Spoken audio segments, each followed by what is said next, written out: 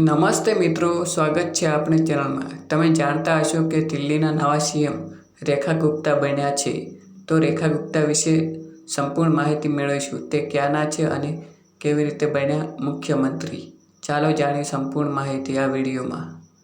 દિલ્હીના નવા મુખ્યમંત્રી રેખા ગુપ્તા બન્યા છે। રેખા ગુપ્તા દિલ્હીની શાલીમાર બાગ બેઠક પરથી રેખા ગુપ્તા લગભગ 30,000 મતોથી જીત્યા હતા।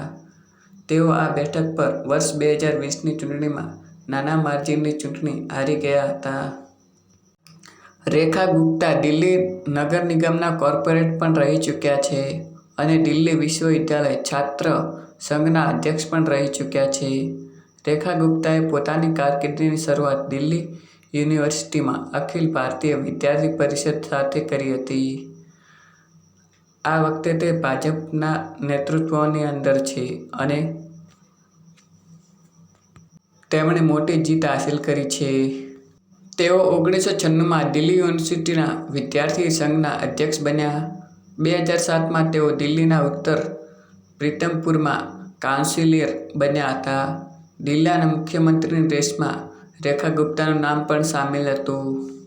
અનેક રાજકીય વિશ્લેષણ અનુસાર રેખા ગુપ્તાને એલાનથી ભાજપ મહિલા અને વૈશ્ય સમુદાયને સાંધી શકે છે અને આ રીતે બન્યા મહિલા મુખ્યમંત્રી રેખા ગુપ્તા।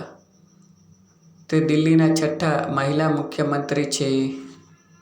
તો આગળ આપણે જાણીશું તેમના અંગત જીવન વિશે।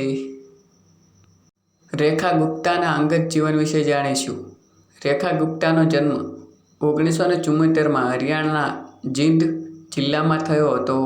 બાળપણથી જ તેઓ રાષ્ટ્રીય સ્વયંસેવક સંઘ (RSS) સાથે જોડાયેલા હતા।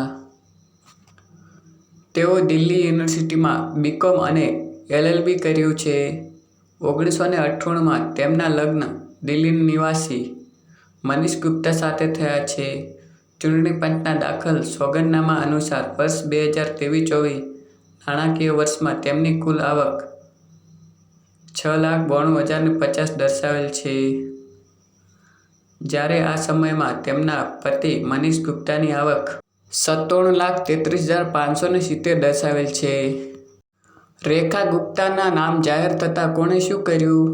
રેખા ગુપ્તાને આમ આદમી પાર્ટીના સંયોજક અરવિંદ કેજરીવાલ અને દિલ્હીના ભૂતપૂર્વ મુખ્યમંત્રી આતિશે પણ શુભેચ્છા પાઠવી છે।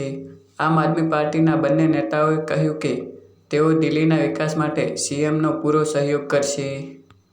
તેમજ આતિશીએ તેમના એક્સ પર લખ્યું કે દિલ્હીના મુખ્યમંત્રી બનવા પર રેખા ગુપ્તાજીને અભિનંદન। દિલ્હીનું નેતૃત્વ એક મહિલા કરશે અને એ પણ ખુશીની વાત છે।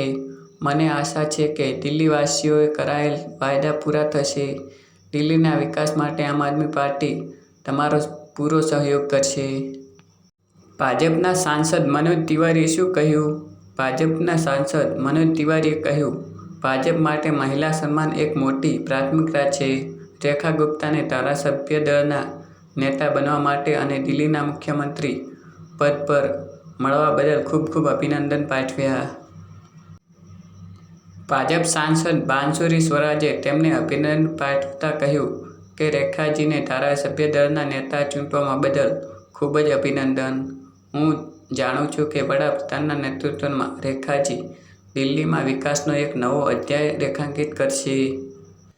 હવે શીશ મહેલનું શું થશે? દિલ્હીના મુખ્યમંત્રી રેખા ગુપ્તાએ કરી દીધી ચોંકાવનારી જાહેરાત।